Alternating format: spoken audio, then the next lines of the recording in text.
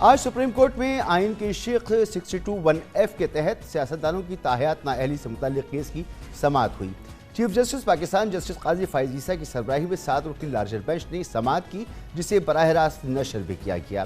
موجودہ الیکشن کے ماحول میں اس کیس کی اہمیت اور بھی بڑھ گئی ہے، کیونکہ سپریم کورٹ کے فیصلے کے نتیجے میں ہی سابق وزیر اعظم نواز شریف اور استحکام پاکستان پارٹی کی سربراہ جہانگیر ترین کے الیکشن میں حصہ لینے سے متعلق اہلیت پر یا تو ابہام مکمل طور پر دور ہو جائے گا یا پھر وہ الیکشن کی دوڑ سے باہر ہو جائیں گے۔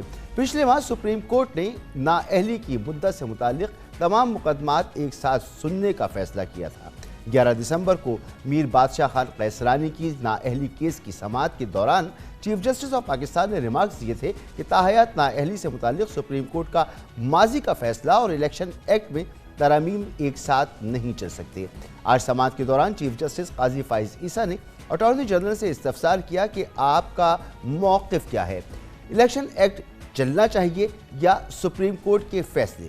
اس پر اٹارنی جنرل نے کہا کہ میں الیکشن ایکٹ کی تائید کروں گا کیونکہ یہ وفاق کا بنایا گیا قانون ہے۔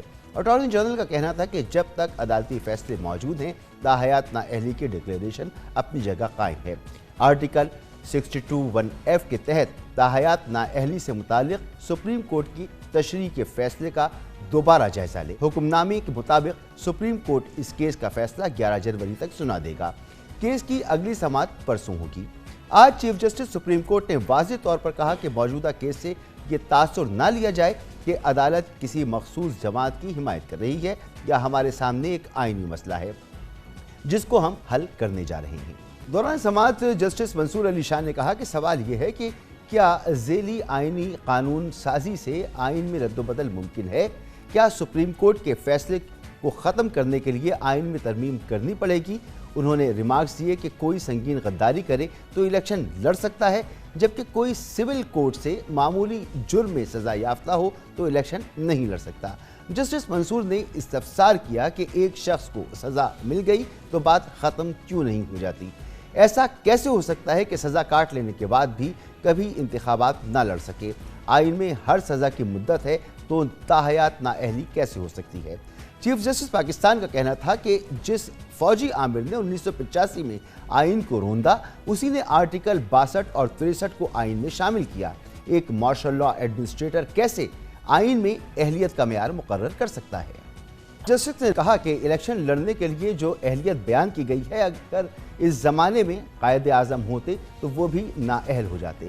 صادق اور امین کے الفاظ کوئی مسلمان اپنے لیے بولنے کا تصور نہیں کر سکتا۔ دراصل جولائی 2017 میں سپریم کورٹ نے شریف خاندان کے خلاف پاناما کیس میں نواز شریف کو 62(1)(f) کے تحت سیاست سے نااہل قرار دیتے ہوئے کہا تھا کہ وہ صادق نہیں رہے۔ 62(1)(f) کے تحت ہی جہانگیر ترین کو بھی تاحیات نااہل قرار دیا گیا تھا۔ سابق چیف جسٹس ثاقب نثار کی سربراہی میں 5 رکنی بینچ نے اپریل 2018 کے فیصلے میں قرار دیا تھا کہ جہاں نااہلی کی مدت کا تعین نہیں، وہاں نااہلی تاحیات سمجھی جائے۔ اس سارے معاملے پر ہم بات کریں گے۔ ہمارے ساتھ موجود ہیں جناب منیر فاروق صاحب، سینئر تجزیہ کار اور قانون اور آئین کے ماہر بھی ہیں۔ بہت بہت شکریہ منیر صاحب وقت دینے کے لیے۔ کیا لگ رہا ہے آپ کو آج کے فیصلے کو، آج کی جو سماعت تھی اس کو سننے کے بعد تاحیات نااہلی کی جو عدالتی تشریح پہلے سے موجود ہے وہ برقرار رہنے والی ہے یا پھر الیکشن ایکٹ جو ہے اس کے مطابق فیصلہ آئے گا کوئی اور معاملہ اس طرف جائے گا؟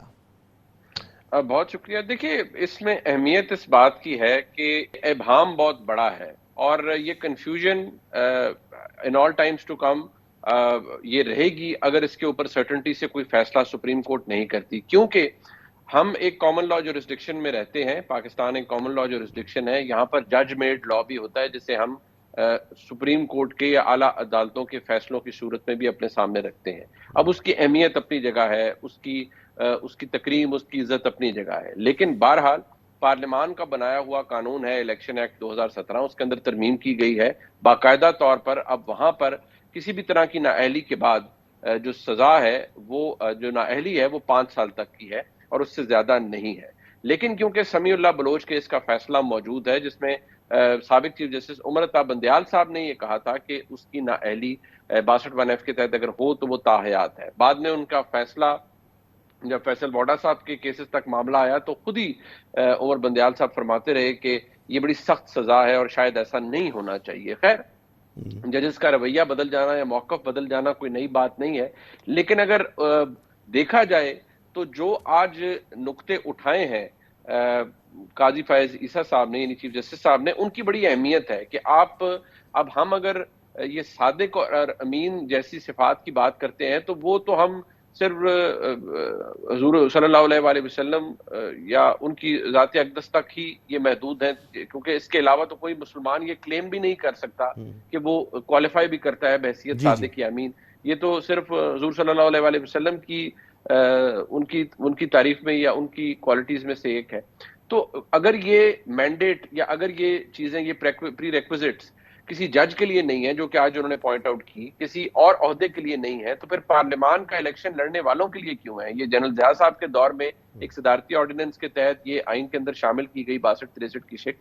اب سوال صرف اتنا ہے کہ یہاں پر کنفیوژن موجود ہے.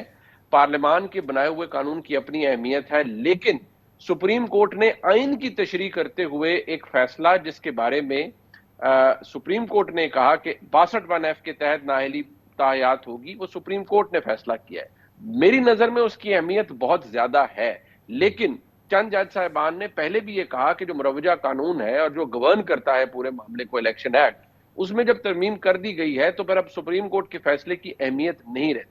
لیکن میرے خیال میں یہ بڑا اچھا ہوگا کیونکہ یہ ابہام موجود ہے. سپریم کورٹ میں چیف جسٹس صاحب اس کا اور معزز جج صاحبان اگر فیصلہ کر دیتے ہیں اور وہ فیصلہ کلیئرٹی سے آ جاتا ہے اور اس میں ایمبیگوٹی نہیں ہوتی، کوئی سکم یا وہ مبہم قسم کا فیصلہ نہیں ہوتا، تو پھر میں سمجھتا ہوں کہ یہ بہت سے لوگوں کو اس کا فائدہ ہوگا. اس کا فائدہ عمران خان صاحب کو بھی ہوگا. آج وہ نااہل ہیں، لیکن اگر آگے چل کر انہیں کسی معاملے میں نااہل کیا جاتا ہے یا کوئی اور کنوکشن ہوتی ہے تو ان کو بھی سرٹن ہوگا کہ وہ 5 سال تک پارلیمانی سیاست کے لیے نااہل ہے، اس کے بعد اہلیت ہو سکتی ہے.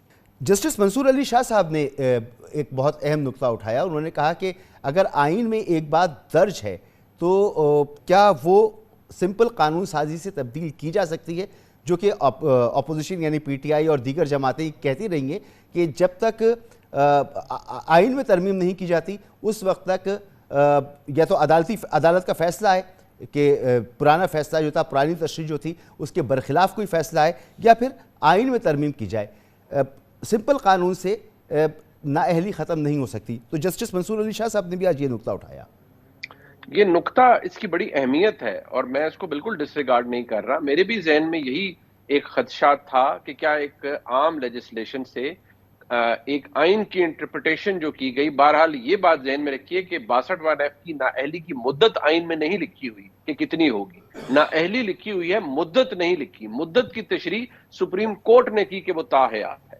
لہٰذا یہ ذہن میں رکھیے کہ اگر یہ بینچ کہہ دیتا ہے اور ریٹیفائی کر دیتا ہے اس بات کو کہ نہیں، جو الیکشن ایکٹ میں موجود ہے، اور عدالتی فیصلہ بھی اب یہ کہہ دیتا ہے کہ نہیں، پرانا فیصلہ اوورٹرن ہو جاتا ہے اور اب الیکشن ایکٹ میں جو ایک چیز موجود ہے، سزا، وہ 5 سال ہے، لہذا سزا 5 سال ہی ہوگی اگر 62(1)F کے تحت کوئی نااہل ہوتا ہے تو پھر یہ ابہام، یہ کنفیوژن ختم ہو جائے گی. یہ نقطہ اپنی جگہ اہمیت رکھتا ہے کہ ایک سمپل لیجسلیشن سے، ایک ایکٹ آف پارلیمنٹ سے کیا آپ سپریم کورٹ کے فیصلے کو اوور رائڈ کر سکتے ہیں؟ ٹھیک ہے، لیکن اسی کے اوپر تو سپریم کورٹ نے نوٹس لیا، اسی کے اوپر تو سماعت ہو رہی ہے.